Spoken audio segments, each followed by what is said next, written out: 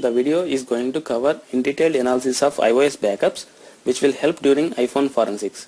It focuses on iPhone backups and explains the technical procedure to extract data from the backup files. Forensic techniques on iTunes backup is useful in cases where we get physical access to the suspect's computer instead of the iPhone directly. With iOS 5, iPhone data can be backed up to a computer with iTunes or to a cloud-based storage with iCloud. The video provides a deep analysis of iTunes backup. For the video, I am using a Mac OS X VM running on a Windows 7 host. Demos are captured on iTunes 10.6. To take a backup, connect the iPhone to a Mac VM using an USB cable and open iTunes. iTunes will display the connected iPhone on the left frame. When the iPhone is synced with iTunes, it copies all the iPhone contents to a folder. Path to this folder is located by navigating to Users, User, Library Directory. Library directory is protected and cannot be opened by double-clicking on it. To open the library directory, press Ctrl-Shift-G and type the full path and press Enter. It will move you inside the library folder. Now you can navigate to Mobile Sync folder and locate the backup folder. The folder is currently empty because we haven't performed any backup. To initiate a backup from iTunes, right-click on the device and select Backup. iTunes displays the backup status on top of the toolbar. Backup time depends on the amount of information stored on the device. A 16 gigabytes of data will take at least 10 minutes for the backup. Once the backup is completed, iTunes will create a folder in the backup directory with device unique identifier as the name. iTunes backup makes a copy of everything on the device like contacts, photos, and configuration files. Backup folder contains a list of files which are in unreadable format. The folder consists of uniquely named files with a 40-digit alphanumeric hex value without any file extension. The whole backup is maintained by 4 meta files. Status.plist is a property list file and contains the details about the backup. It includes the backup state and a flag to identify the full backup. On the initial sync of an iPhone, iTunes performs a full backup. From there on, it will only backup the files which are modified on the device. Info.plist is a property list file and contains the device details like device name, build version, IMEI number, last backup data, product version, product type, sync settings, and a list of application names that were installed on the device.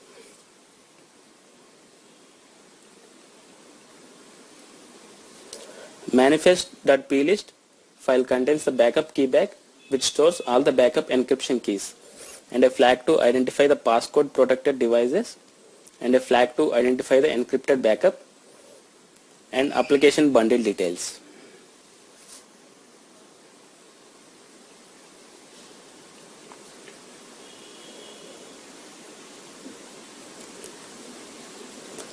Manifest.mbdb is a binary file which contains information about all other files in the backup along with the file sizes and file system structure. The binary file can be viewed using an hexa editor.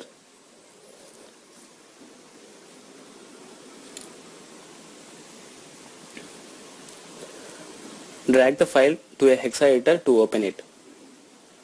For a better look and feel, I have opened the same MBDB file using an hexa editor on Windows machine. The first 6 bytes in the file acts as a magic number to identify the MBDB file. Rest of the file contains the information about backup files. For example, search for the keychain word to find out information about backup keychain. On the iTunes backup, iPhone keychain database is stored as a property list file under keychain domain. On iPhone, domain name is decided upon the content of the file. This 40 digits hex file name in the backup folder is derived from SHA-1 hash value of the file path appended to the respective domain name with a hyphen symbol. I am using an online hash calculator to show how the iTunes create the file names. For example, to locate the iPhone keychain in backup files, compute the SHA-1 hash for keychain domain -keychain -backup.plist. In this, keychain domain is the domain name and keychain-backup.plist is the file name. SHA-1 hash of keychain domain keychain backup plist is computed to 51A46 blah blah. Now you can search the backup folder for the hash value, and the file which matches to the hash value contains the keychain data. To view what type of file it is, open it with an hexa editor. The starting few bytes in the file indicates that it is a plist file. To view the file contents, add plist extension to the hash value.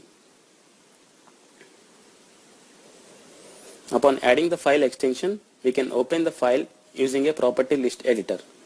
Now you can notice the property list file displays the table names like genp, which stands for generic password, inetp, which stands for internet passwords, and a number of keychain items. But the keychain items are in encrypted fashion, so we cannot see the actual values inside the keychain. During backup, iTunes encrypts the keychain items using a key which is computed on the iPhone hardware. In the next part of this video, we will see how to decrypt the keychain contents. We will see another example on how a backup file name is calculated for a third-party applications like Skype. On iPhone, data stored by third-party applications is categorized into app domain. To find out the Skype property list file in the backup, add app domain to the Skype property list file path and compute SHA-1 hash. SHA-1 hash value for Skype plist is BC0E blah blah. Now you can search the backup folder for that hash value. Once the file is identified, drag the file to hexa editor and find out the file type.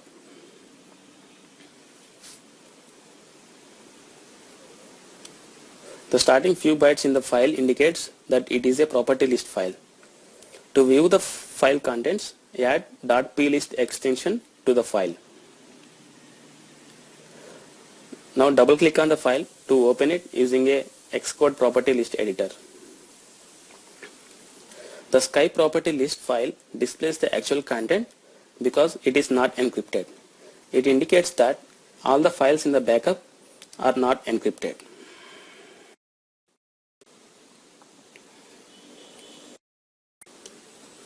Instead of we computing the hash values and reading each and every backup file, we can use free tools like iPhone backup extractor to read the backups. Before reading the backups, remove the .plist extension which we have added to the keychain and Skype files in the backup. To read backups, download and install iPhone backup extractor on Mac OS X. Download links are available in my blog post.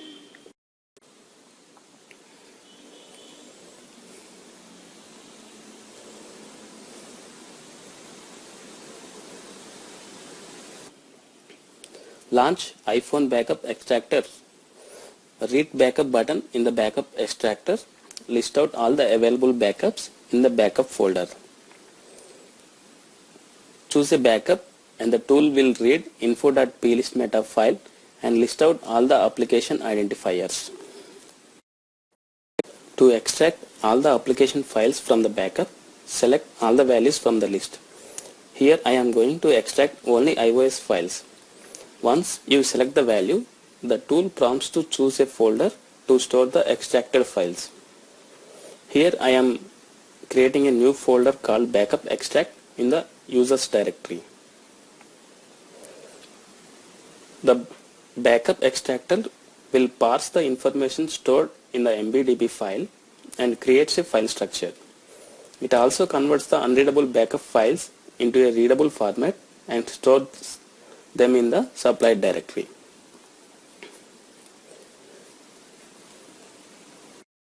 Extracted backup files contain several property list files, keychain, photos, and SQLite database files.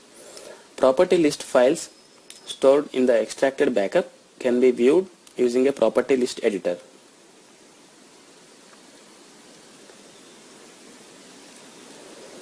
The extracted backup also displays the photos captured through iPhone camera. SQLite database files stored in the extracted backup can be viewed with the help of SQLite client.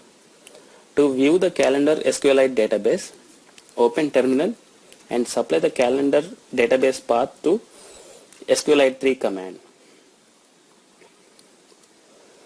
.tables SQL command lists out the table details. As the file is not encrypted, you can view the values stored in the tables with select command.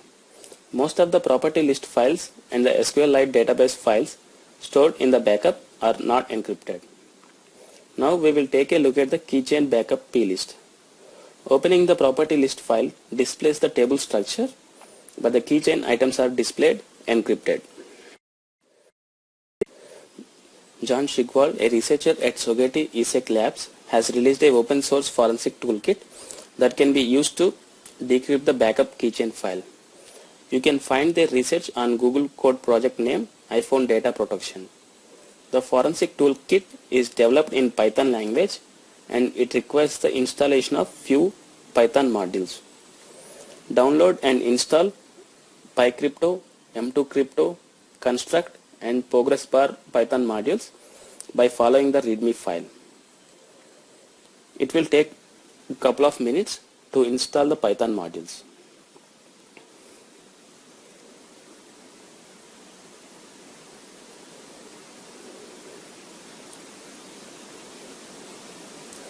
If you run into any problems during the installation of Python modules, follow the comment section below README file to resolve the problems. Now download the Mercurial software to check out the source code from the Google repository. A link to the Mercurial site is available in the README file. I am going to cancel the download because I have already installed it on my machine. Once you install the Mercurial software, you can check out the source code using hg command. After running this command, it is going to create a new directory called iPhone Data Protection in the current directory. You can notice that the script has downloaded 121 files. Navigate to iPhone Data Protection folder and it will list out all the downloaded files. Most of them are Python scripts and shell scripts.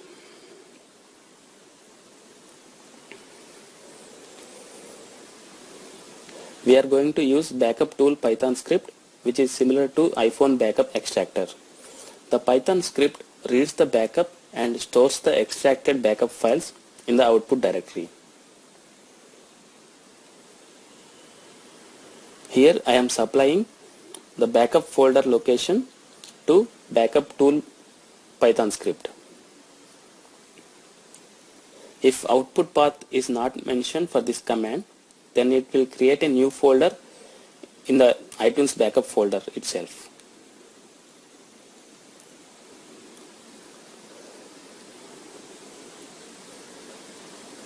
The script is going to run for a couple of minutes to extract all the files and stores them in the extracting folder.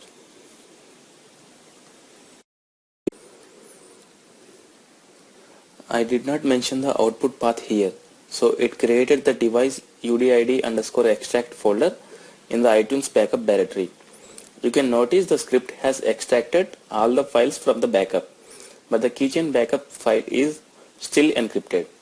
Items in the keychain are stored encrypted with keychain data protection class keys, which are stored in the backup key bag.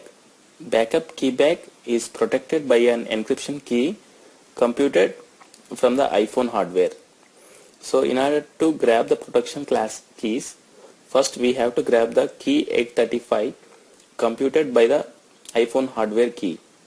iPhone hardware key is not accessible to userland process. This restriction can be bypassed by patching a kernel service. John Shigwald wrote the code to patch kernel and to read encryption keys from the device. I have compiled the code and prepared executable files which can be used directly on the device. I made them available for download on my ForShade account. Links to the downloadable files are available in my blog. To load the executables onto the device, first jailbreak the device and install OpenSSH from CDA. Now connect the iPhone and workstation to the same Wi-Fi network. On OS X, run CyberDuck and connect to the iPhone by typing iPhone IP address, root as the username and Alpine as the password.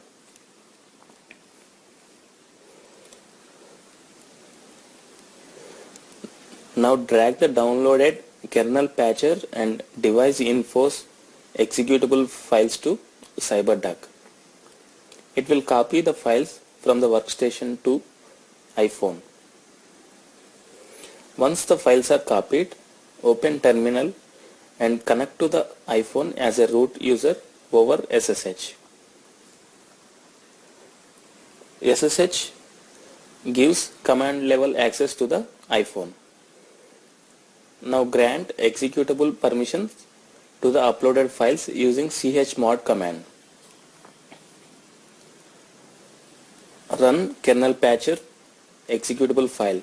It will patch the IOAES accelerated kernel service and gives access to the hardware key. The kernel patcher executable works only for iOS 5 devices. Running device infos will compute all the encryption keys and store them in a property list file. The property list file can be viewed using plutil command. Key 835 is used to decrypt the backup keyback and to extract data protection class keys. So copy key 835 value. To decrypt the backup keychain file, run keychain underscore tool Python script by supplying keychain backup plist file and backup manifest file.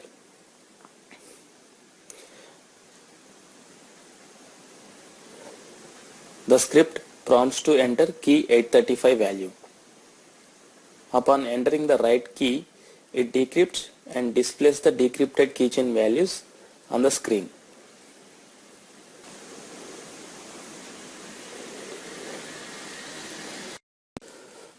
I am not showing the passwords here because it will reveal all my passwords. Keychain tool Python script also comes with several other flags using which you can store the output into a CSV file instead of displaying directly on the screen. This part of the video covers the complete analysis of encrypted iOS backups. Connect the iPhone to a Mac VM using an USB cable and open iTunes. In iTunes Summary tab, check Encrypt Local Backup option. It immediately prompts the user to enter a password. iTunes does not impose any password rules, so here we can use short passwords too. Encrypted backups are designed for data migration between different iOS devices. Data migration is achieved by encrypting the backup with a password supplied to iTunes instead of the key generated on the iPhone hardware. Once the backup process is completed, iTunes will create a folder in the backup directory located in Mobile Sync folder. Press Ctrl+Shift+G and type application support path. Now you can navigate to Mobile Sync folder to open the backup folder. Backup folder contains a list of files which are in unreadable format. The folder consists of uniquely named files with a 40-digit alphanumeric hex value without any extension. Every file in the backup is encrypted with an unique file key and the file keys are stored in the backup key bag. Encrypted backups are managed by 4 meta files and the meta files are not encrypted. Manifest.plist file contains a flag that indicates whether the backup is encrypted or not. Now we will take a look at the files which are stored in the backup. For better understanding, I am trying to view Skype property list file in the backup. In order to locate the Skype property list file in the backup, first we have to compute SHA-1 hash value for it. This can be computed by adding app domain to Skype property list file path. Once the hash value is computed, search the backup folder for that file. On the first part of the video, we have identified that this file is a plist file using an hex editor. So I am adding .plist extension to the file to open it with a property list editor. Double click on the file and you can notice the file corrupted message. File is not really corrupted here, but it is encrypted. So OS cannot read the file headers and displays file corrupted message. Tools like iPhone backup extractor can be still used to read the encrypted backups. Before running the tool, remove the .plist extension that we have added to the Skype property plist file.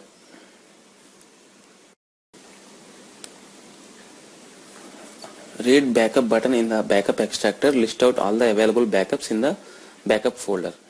Choose a backup. The tool reads the unencrypted meta files and lists out all the application identifiers. Here I am going to extract only iOS files. Once you select the value, the tool prompts to choose a folder to store the extracted files.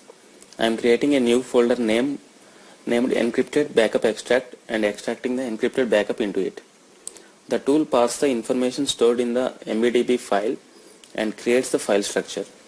It converts the unreadable backup files into a readable format and stores them in the supplied directory. Extracted backup files contain several property list files, keychain, photos and SQLite database files. But when we try to open the file, it still displays the file is corrupted message because the file is encrypted. Tools like iPhone backup extractor can only read the file names from the encrypted backups, but it does not read the file contents.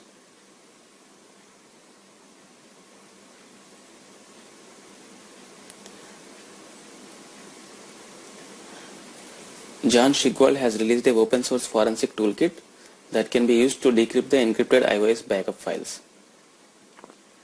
We are going to use backup_tool Python script, which is similar to iPhone backup extractor, but it also supports encrypted iOS backups. The Python script reads the backup and stores the extracted backup files in the output directory. If output directory is not mentioned, then it will create a new folder in the iTunes backup folder. The script prompts the user to enter a iTunes password. If the password is unknown, we can create a brute force script and attach it here. Once the correct backup password is supplied, the script extracts and decrypts all the files in the encrypted backup and stores them in the output path. I have mentioned output path directory as backup extract. So from Finder, navigate to backup extract folder, which is located in the users directory.